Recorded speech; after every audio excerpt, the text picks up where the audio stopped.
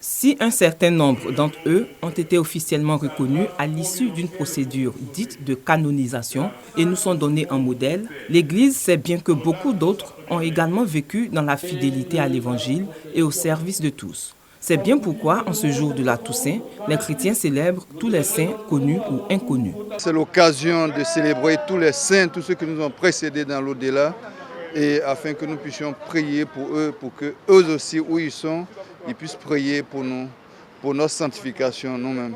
Notre existence sur la terre, en tant que chrétien catholique, est déterminée et en fait est dans le prolongement, en fait, dans l'attente de cette vie céleste. Donc cette fête a toute son importance, revêt toute son importance pour chaque chrétien que nous sommes, et puis dans la préparation en fait de notre montée au ciel. C'est de rendre visite à nos malades, tous ceux qui souffrent autour de nous, de partager la paix, l'amour. C'est de prier le Seigneur pour que l'harmonie, la paix règne dans notre pays.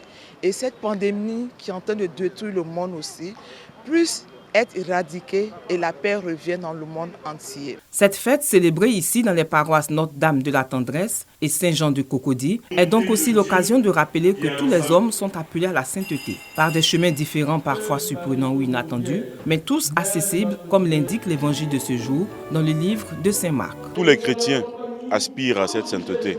Et nous le voyons dans l'évangile qui est lu en ce jour, l'évangile où le Christ nous appelle à être heureux. Une invitation à l'action, une invitation à entrer dans ce royaume des cieux qui appartient à tous les enfants de Dieu, donc à tous les chrétiens. Les béatitudes qui nous invitent, autant que faire se peut, à mettre en pratique les vertus de Dieu, qui sont entre autres l'amour, la justice, la paix, et tout ce qui est lié à nos relations interpersonnelles dans le bon sens. Toujours selon les prêtres des paroisses visitées, la Toussaint a été longtemps célébrée à proximité des fêtes de Pâques et de la Pentecôte. Ce lien avec ces deux grandes fêtes donne le sens originel de la fête de la Toussaint. Goûter déjà à la joie de ceux qui ont mis le Christ au centre de leur vie et vivre dans l'espérance de la résurrection.